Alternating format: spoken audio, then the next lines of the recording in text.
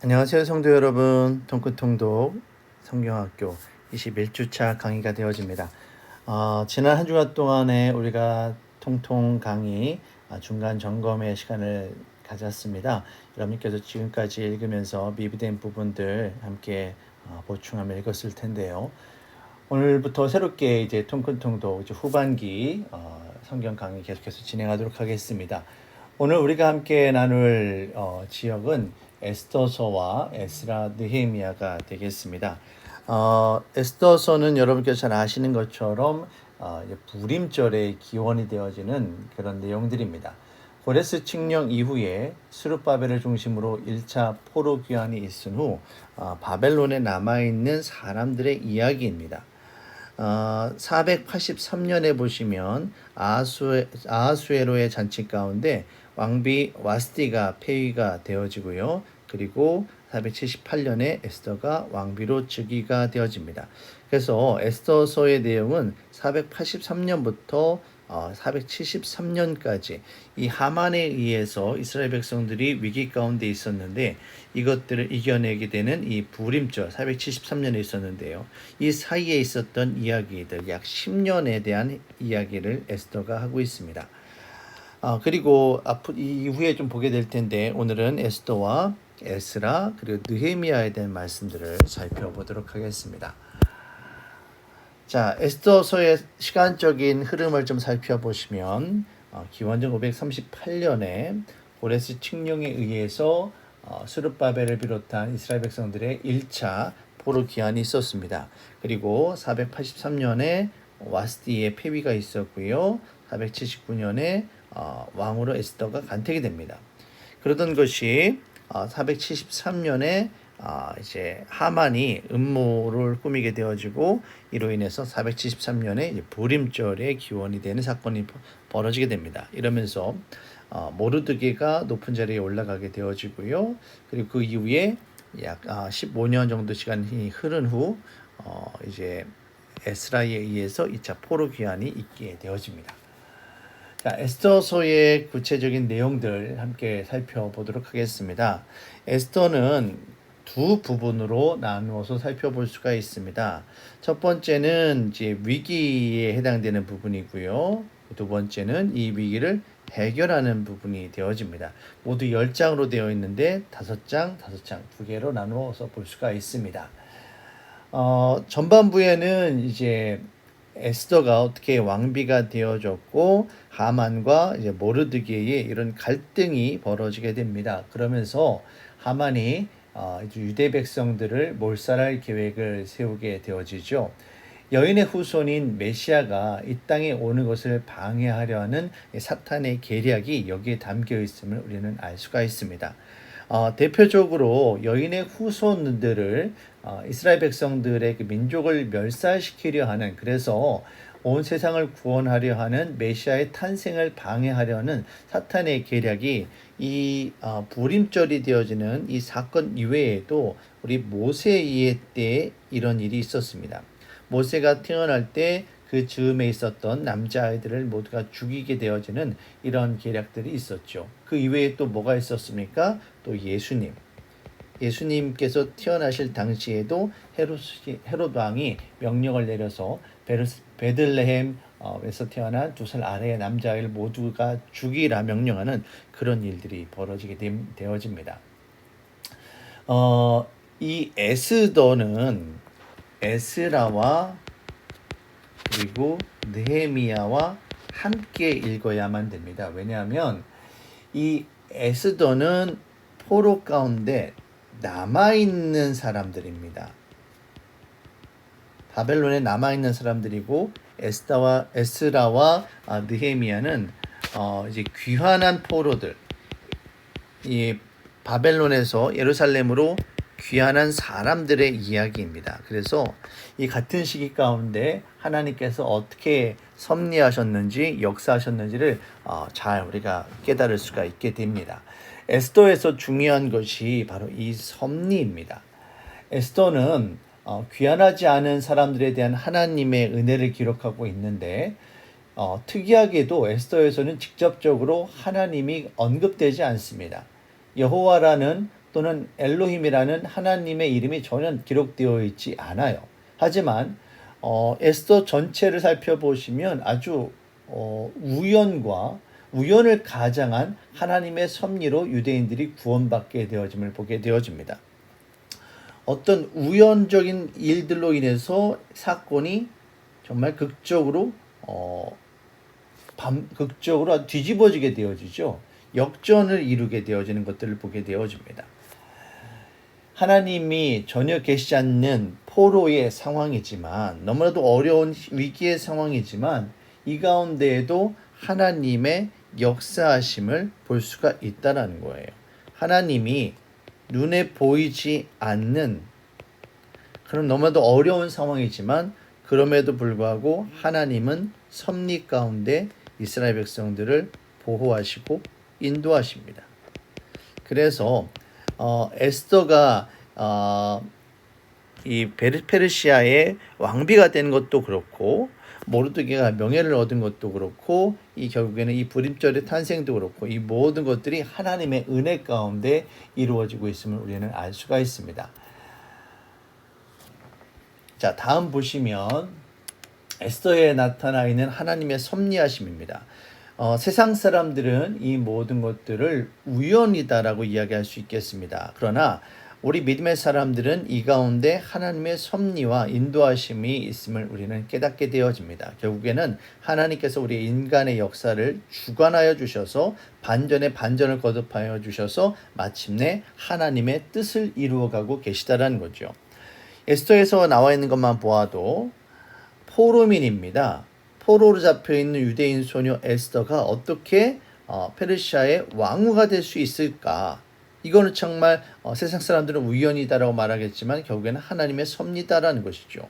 또 이 모르드게가 왕의 살해 음모를 엿듣게 됩니다. 그리고 이것을 도와주게 되어지죠. 어떻게 왕이 암살 음모가 있었는데 이것을 모르드게가 듣게 되었을까? 또 더 기가 막힌 것은 사실 이때 보면 6장의 이야기가 나오는데 모르드게가 이때 왕의 살해 음모를 알게 되어주고 왕을 죽음의 위기에서 피하게 합니다. 건져내 줍니다. 그러면 왕이 당연하게 이 모르드게에게 어떤 보상을 내리는 게 당연할 텐데 이때 아무것도 없었어요. 보상이나 어떤 포상이 전혀 없었습니다. 이것을 잠을 자지 못하고 있던 아하수에로 왕이, 잠을 자지 못하면 왕이 보통 대부분 어떻게 합니까? 목욕을 한다거나 아니면 술을 마신다거나 아니면 어떤 음악을 틀라거나 그렇게 할 텐데 갑자기 궁중 일기를 읽게 해요. 그러면서 그 가운데 모르드게가 자신의 생명을 구해준 것을 발견합니다. 근데 그때 또 모르드게가 포상이 아무것도 없었어요. 그리고 이것을 또 묻는데 이 일을 누구에게 묻습니까? 하만에게 묻습니다. 하만이 자기에게 베푸는 왕의 은혜인 줄 알고 모르드게를 위해서 자신에게 해가 될 줄도 모르고 이야기를 해요. 이것이 결국에는 하나님의 섭리다라는 거죠. 또 5장에서도 에스더가 왕 앞에 나아가지 않았는데 왕이 에스더를 기꺼이 반겨줍니다. 당시의 관습에 의하면 왕이 부르지 않았는데 그 앞에 나아가게 되어지면 죽임을 당하게 되어지는 겁니다. 왜냐하면 그때 당시에도 살해 음모가 있었기 때문에 그래요. 이 살해 음모가 있는 가운데 왕비가 부르지도 않았는데 왕 앞에 나아갔다. 그런데 그 왕이 그 왕비를 반갑게 맞아줬다. 이건 있을 수 없는 일이죠. 그런데 이것들이 우연처럼 다 계속 연속해서 이루어지고 있다는 거예요. 또 궁지에 물린 하만이 에스더에게 살려달라고 매달릴 때 이때 마침 왕이 되돌아와요. 그런데 그 장면을 목격하는데 이걸 강간으로 판단을 합니다. 그래서 하만을 죽이게 되어지죠. 모르드게를 매달아 죽이고자 세웠던 이 하만의 장대에 자신이 매달리는 일, 이 모든 것들이 결국에는 우연을 가장한 하나님의 섭리란 겁니다.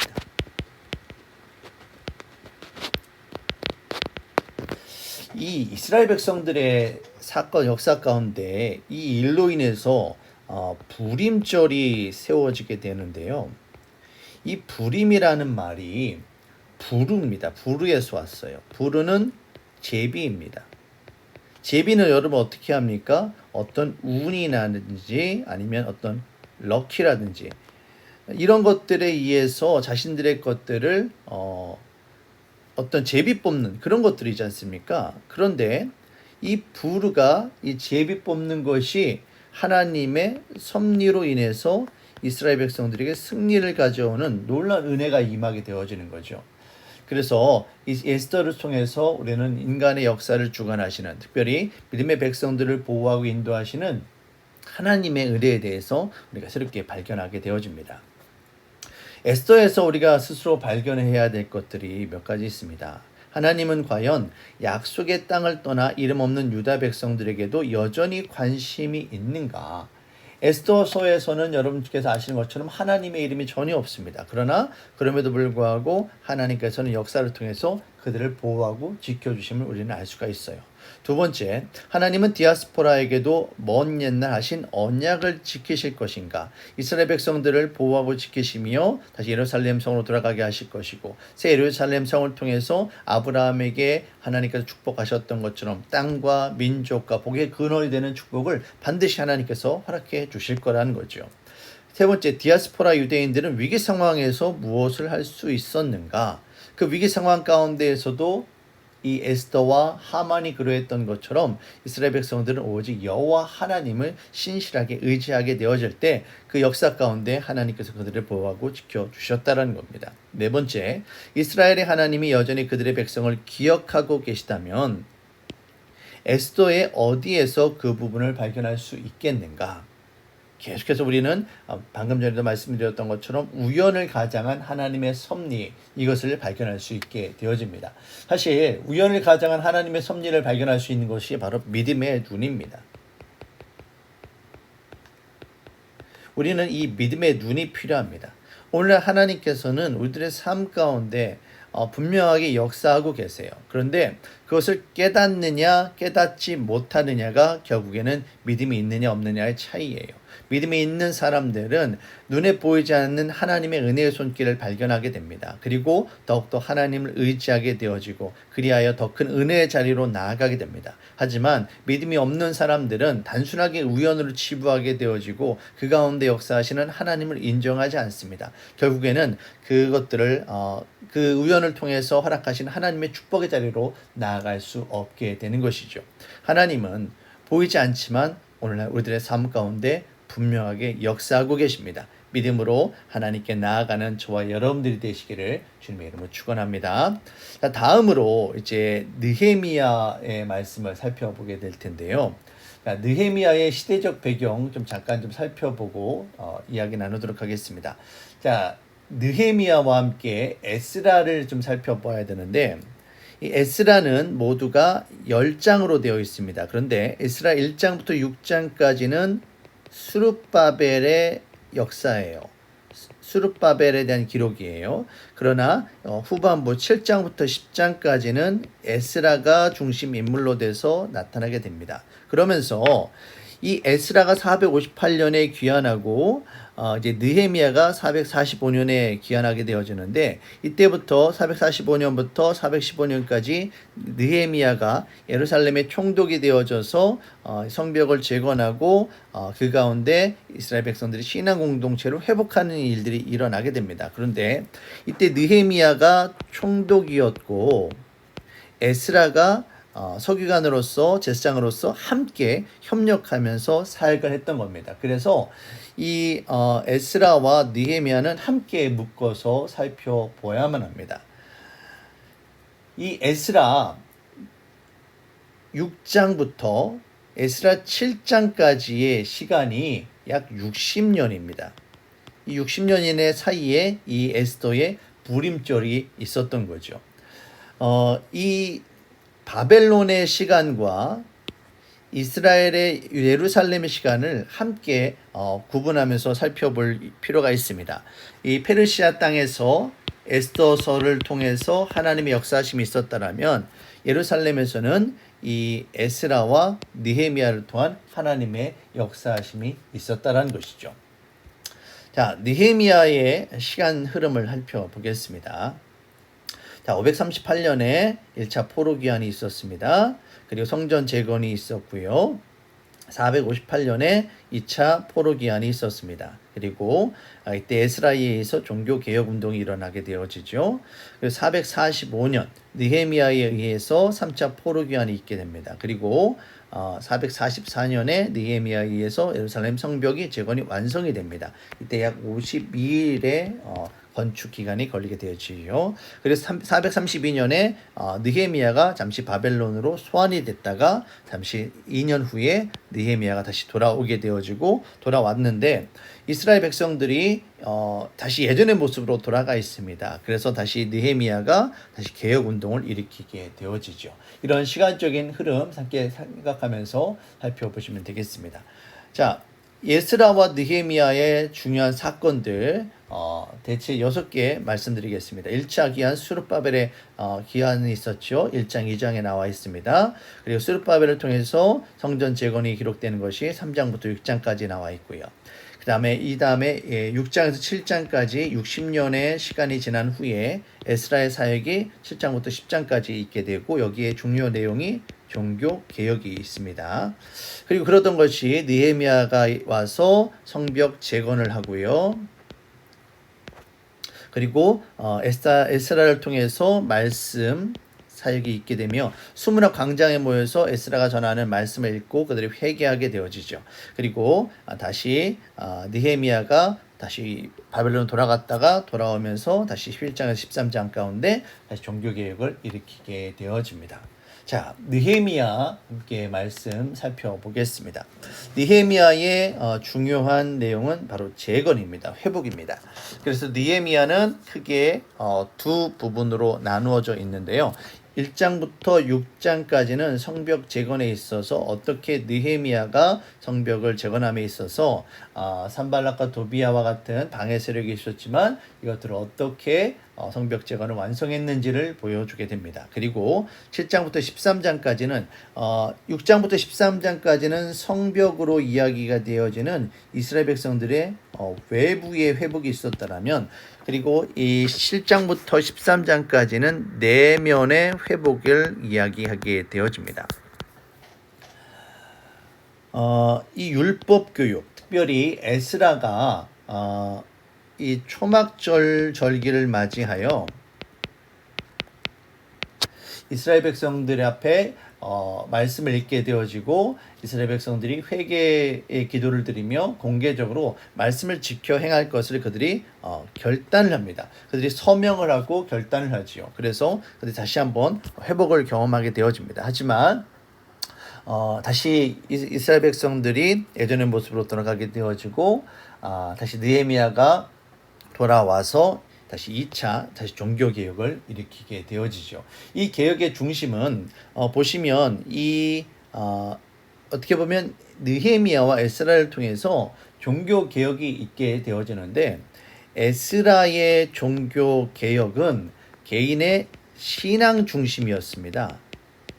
그러던 것이 이 느헤미야를 통해서 종교 개혁이 다시금 일어나는데 여기에 핵심은 바로 성전이고요. 성전을 통해서 제사장 제도가 다시 회복되는 것이 이 느헤미야의 종교개혁의 중심이 되어지겠습니다. 이처럼 예루살렘 백성들이 다시 한번 에스라와 느헤미야를 통해서 하나님 나라 백성으로 회복되는 이야기가 바로 에스라, 느헤미야 이야기다라는 것을 여러분께서 보시면 되겠습니다. 자, 느헤미야의 핵심 구절은 6장 15절 성벽 역사가 52일 만인 엘룰월 25일에 끝남에 결국 느헤미야의 핵심은 아무래도 성벽 재건이겠죠. 자, 핵심 단어는 성벽입니다. 성벽을 갖는다는 것은 그 도시가 삶을 영위할 수 있는 곳이 된다라는 겁니다. 성전이 있고요. 그리고 그것을 둘러싸고 있는 성벽이 있습니다. 이스라엘 백성들은 이 성벽이 없게 되어지면 어떻게 됩니까? 외부의 공격으로부터 무방비로 노출될 수밖에 없는 거예요. 그래서 이 성벽이 이 보호 장벽의 역할을 하면서도 또한 이 구분의 역할을 하게 되는 겁니다. 그래서 외부로부터 보호하고 내부적으로는 성교를 이룰 수 있는 그런 중요한 역할을 하게 되어지는 것이죠. 느헤미야의 뜻은 하나님께서 위로하셨다라는 의미입니다. 시대적 상황은 성전은 건축되었으나 아직 예루살렘이 황폐한 상태. 무엇 때문에? 성벽 때문에. 느헤미야의 반응이 어땠습니까? 예루살렘 소식을 듣고 근심하며 금식하며 기도했고 왕에게 허락을 받게 됩니다. 이것이 느헤미야 1장에 기록되어 있는 내용들입니다.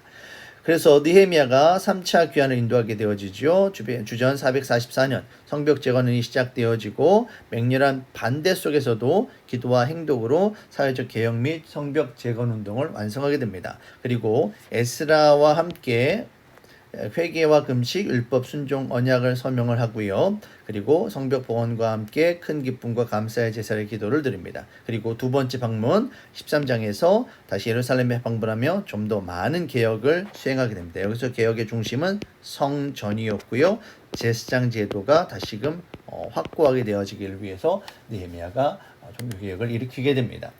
느헤미야의 지도력을 좀 살펴보시면 느헤미야는 리더십이라는 관점에서 상당히 많은 연구가 되어지는 성경입니다. 느헤미야가 단 52일 만에 성벽을 재건한 것이 보통 일은 아니었다는 것이죠. 느헤미야가 성벽 재건을 할 때 많은 방해가 있었고 제한된 상황이었습니다. 어려움이 있었습니다. 그럼에도 불구하고 이것들을 이루어 나아가는 데 있어서 이를 성취하는 데 있어서 느헤미야의 탁월한 지도력이 있었다는 거죠. 느헤미야의 지도력을 구분할 때 일을 시작하기 전 어떻게 준비했는가, 그리고 일이 시작되어졌을 때 어떻게 감당했는가를 보게 될 수 있습니다. 먼저 일을 시작하기 전에 보시면 성취 가능한 목표를 세웠다라는 거예요.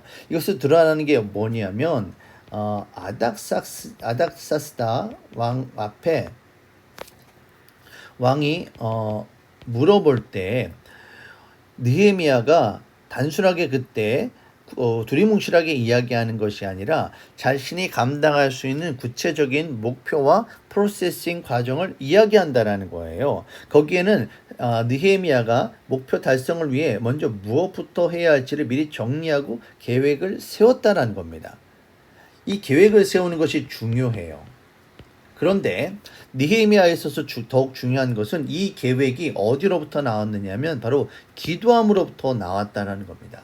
느헤미야의 특징은 느헤미야에서 모두에 보시면 느헤미야의 기도가 모두 12번이 나옵니다. 느헤미야 10장까지 13장까지 12번의 기도가 나왔다는 것은 거의 한 장에 한 번 꼴은 느헤미야가 기도를 했다라는 거예요. 느헤미야가 기도하면서 하나님 앞에 지혜를 구했고 그 지혜를 바탕으로 계획을 세웠다라는 겁니다. 이를 해 나가는 데 있어서 필요한 상황들을 구체적으로 아주 준비했어요. 그래서 느헤미야가 예루살렘으로 돌아올 때 이 목재가 필요한데 목재를 어떻게 준비해야 될지 이런 것들을 준비했다라는 거죠. 그리고 호위 병사들 어떻게 얼마나 필요한지도 이야기했고요. 그리고 느헤미야에 있어서 또한 지도력 중에 탁월한 것이 뭐냐면 문제가 있을 때 이 문제가 무엇인지 자신이 직접 살펴보는 습관이 있었다라는 거예요. 여러분께서 느헤미야서를 보시면 알겠지만 느헤미야가 그 성벽 재건을 하기 전에 먼저 성벽을 둘러봅니다. 자신이 직접 돌아보면서 어디가 제일 취약하고 어떤 문제가 있는지 자신의 직접 눈으로 살펴보고 손으로 만져보면서 그 현장을 살펴보았다는 거죠. 대부분의 지도자들이 이 현장으로부터 벗어나는 그런 오류를 범합니다. 이 현장 중심의 지도자가 중요한 거예요. 그리고 계획을 정리한 후에 그것을 다른 사람들에게 설명하고 협조를 구했다는 겁니다. 느헤미야가 혼자 감당하지는 않았다는 것이죠. 이 모든 것들이 바로 협력, 바로 팀 사역을 통해 이루어졌음을 우리는 알 수가 있습니다. 느헤미야 지도력 다시 한번 살펴보면 중요한 키워드 분명한 목표가 있었고요. 그리고 이것을 어떻게 할지를 계획했다라는 겁니다. 계획하면서 이것에는 기도가 있었고요. 그리고 현장에서 실제적으로 이런 것들이 이루어졌다는 겁니다. 그리고 팀 사역으로 감당했다는 겁니다. 자, 분명한 목표가 있었고요. 다음에 계획이 있었습니다. 그리고 이 계획이 바로 기도로부터 나왔고, 이 기도는 또한 현장 중심이었습니다. 현장에서 살펴보았다라는 거예요. 그리고 이것들을 혼자 감당하는 것이 아니라 팀 사역으로 감당했다라는 겁니다. 이와 같은 리더십을 갖출 때 우리가 하나님께서 기뻐하시는 일들을 감당할 수 있을 줄로 압니다. 자, 두 번째로 이 일을 시작하기 전에 이렇게 준비하였다라면 일을 시작했을 때 전심전력했다라는 거예요. 느헤미야가 일에 몰두하며 집중하며 전심전력을 했다라는 겁니다. 그리고 이 전심전력했다라는 것이 중요한 게 뭐냐면 이스라엘 백성들 함께 공사하는 사람들로 하여금 이것을 교대로 돌아가면서 사역을 감당할 수 있도록, 때로는 한 손에는 이 성벽을 짓는 도구를 들고 한쪽에는 칼이나 창을 들면서 적과의 그런 적들의 공격에 대비하면서까지 이 공사를 놓치지 않았다라는 거예요. 그만큼 전심전력을 다했다라는 겁니다. 그리고 현재 하고 있는 일이 옳다는 것을 계속해서 백성들에게 확신시켜 주었어요. 이것이 왜 중요한지 여기 의미 부여를 했다라는 겁니다. 팀 사역을 할 때 이 의미 부여가 정말로 중요합니다. 함께 감당하는 사람들이 이 일이 어떤 리더 한두 사람만을 위한 일이다라고 생각하는 것이 아니라 우리 모두의 공동체를 위해서, 특별히 일을 하고 있는 나 자신을 위해서 중요한 일임을 이들이 깨달았다라는 거예요. 그래서 이 의미 부여를 통해서 이들이 이 일을 할 때 다른 사람의 일이 아니라 내 일이다라는 생각을 갖게 되었다라는 겁니다. 자, 그리고 적들과 타협하지 않고 단호한 자세를 보여주었습니다. 그리고 어려움이 닥쳐도 낙심하지 않고 하나님을 의뢰하게 되어지죠. 이런 부분들이 느헤미야가 이 일들을 감당해낼 수 있었다라는 겁니다. 어떤 일을 감당할 때 아무리 계획이 잘 되었다 할지라도 분명히 문제의 어려움이 닥쳐옵니다. 이 리더십의 탁월함이 나타나는 순간에 바로 여기에 있어요. 이 어려움들을 어떻게 극복해 나가느냐라는 거죠. 나 혼자만 먼저 중요한 것은 리더가 여기서 꺾이지 않아야 돼요. 그리고 두 번째, 함께하는 사람들로 하여금 이것을 감당할 수 있도록 그들을 격려하는 일들이 필요합니다. 이 모든 것들이 무엇으로부터 나오느냐면 바로 하나님을 의뢰함으로부터 나오게 됩니다. 이를 위해서 더욱더 우리는 기도할 수밖에 없게 되어지고요. 결국에는 기도하는 사람의 리더십이 중요하게 되어지는 겁니다. 하나님께서 원하시는 리더십은 바로 기도의 리더십임을 우리는 분명하게 깨닫게 되어지는 것이죠. 그리고 하나님께서 역사하시는 때까지 참고 기다리는 것이 필요합니다. 이 기다림의 때가 필요합니다. 이 에스라와 느헤미야를 보게 되어지면 에스라도 분명 성벽 재건을 하고 싶었을 거예요. 그도 애썼습니다. 하지만 그때는 하나님의 때가 이르지 않았다라는 거죠. 그런데 그때 만약에 에스라가 느헤미야를 기다리지 않고 자신의 힘으로 억지로 이 모든 것들을 감당하려고 애썼다라면 과연 느헤미야 때가 왔을까? 그건 모르는 일이다라고 생각되어집니다. 중요한 것은 하나님께서 하나님의 사람을 보내서 역사하실 때 그때를 준비하는 기간도 분명히 필요하다라는 거예요. 에스라가 준비를 해 놓았기 때문에 느헤미야라는 리더가 왔을 때 어떤 행동력이 갖추어짐으로 말미암아 하나님의 역사하심이 나타나게 되었다라는 것이죠. 하나님의 때, 바로 카이로스와 사람의 때 크로노스를 기억해서 우리 사람의 때 크로노스의 준비를 하고 하나님의 때 카이로스의 때 하나님의 역사하심을 인도하며 신뢰하는 것이 우리에게 필요하게 되어집니다. 이와 같은 느헤미야의 리더십을 통해서 우리 교회와 여러분의 가정과 직장이 사업이 날마다 부흥하고 발전되어지기를 바라겠습니다. 자, 느헤미야를 넘어서 요엘을 잠깐 좀 살펴보도록 하겠습니다. 오늘은 요엘까지 좀 살펴보게 될 텐데요. 이 느헤미야 시대의 요엘은 약 대략적으로 440년에서 430년 이때의 시기로 보고 있습니다. 느헤미야와 비슷한 시기가 되어지죠. 이 요엘의 뜻은 여호와는 하나님이시다. 여호와는 하나님이시다라는 뜻이 바로 요엘의 담겨 있는 의미가 되어집니다. 요엘은 말라기와 동시대 인물로 여겨지고요. 역사 가운데 하나님의 주권적인 사역을 강조하며 특별히 자연재해를 통해 장차 임하게 되어질 하나님의 심판을 경고하고 있습니다. 하나님의 날 여호와의 날이 임한다. 여기에 대한 핵심 메시지가 담겨 있게 되어집니다. 요엘은 크게 세 부분으로 나누어져 있는데요. 1장과 2장은 재앙이 다가올 것이다. 여기에 대한 경고의 메시지가 있습니다. 현재 황폐한 상태를 보여주고 있고요. 미래의 위험이 다가올 것을 보여주게 됩니다. 그리고 마지막 순간에 희망이 있음을 이스라엘 백성들로 하여금 호소하며 다시 한번 돌아서라. 너를 회복시키리라. 이와 같은 메시지를 전하고 있습니다. 그리고 마지막에 일어날 불혹의 일들, 마지막에 종말의 시대에 있을 때 일어날 예언의 말씀들을 여기에 기록하게 되어집니다. 결국에는 마지막에 궁극적으로 하나님께서 역사하실 것을 기록하고 있지요. 자, 요엘서 핵심 구절입니다. 1장 4절 팥중이가 남긴 것을 메뚜기가 먹고 메뚜기가 남긴 것을 느치가 먹고 느치가 남긴 것을 황충이 먹었도다. 그러면서 하나님의 심판을 이야기합니다. 핵심 단어는 메뚜기, 결국에는 메뚜기, 느치, 황충이 되어지는데 결국에는 하나님이 유대 백성의 죄를 심판하기 위해 보낸 군대 또는 자연재해로 여러분께서 보시면 되겠습니다. 자, 요엘의 뜻 여호와는 하나님이시다. 자, 연대는 학자 간의 의견이 분분하지만 말라기와 동시대에 활약하며 여호와의 날을 예언한 것으로 보고 있습니다.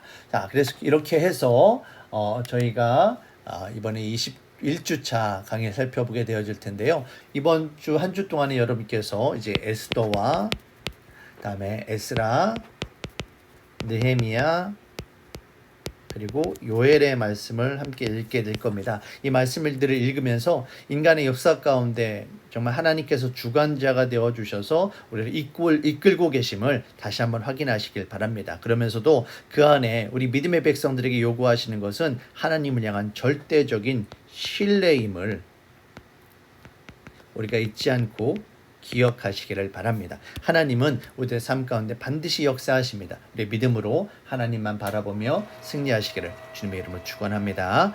이상으로 통근통독 21주차 강의 마치도록 하겠습니다. 지금까지 모두 수고 많으셨습니다.